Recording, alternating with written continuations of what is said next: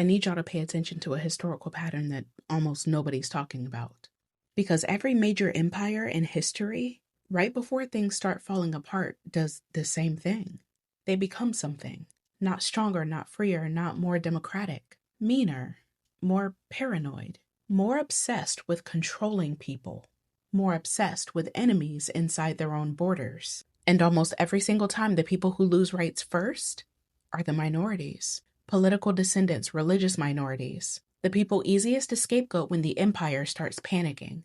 Rome did it, Britain did it, the Soviet Union did it, and right now, the United States is doing it. So let's start with Rome, because people love romanticizing Rome, right? The architecture, the soldier, the aesthetics, the little TikTok edits with the dramatic music, you know? But Rome got paranoid toward the end.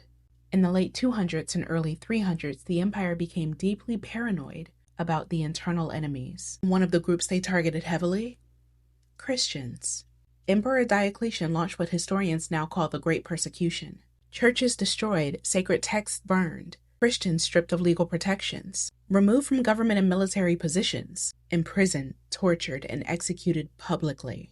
Now, here's the part people miss. Rome did not do that at the height of its confidence. Rome did that while the empire was already destabilizing. Economic problems, political instability, leadership crises, internal fragmentation. The cruelty was not proof that the empire was strong.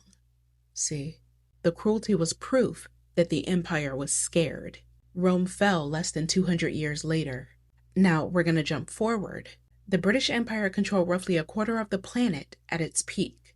And what happened during its decline? Did Britain lose its grip?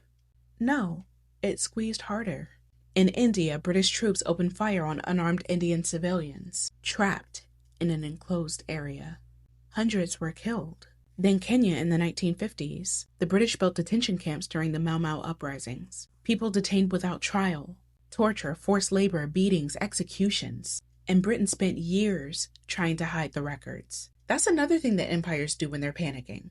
They start destroying receipts. And despite all that violence, the empire still collapsed.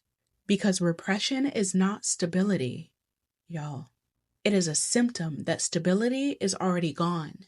Now, the same thing with the Soviet Union. The closer the USSR got to collapse, the more paranoid the state became. Surveillance increased, dissidents monitored constantly. Critics labeled mentally ill and locked in psychiatric hospitals. Ethnic minorities targeted and deported. The government itself became obsessed with controlling internal thought, all because the system itself was weakening. And when the repression itself finally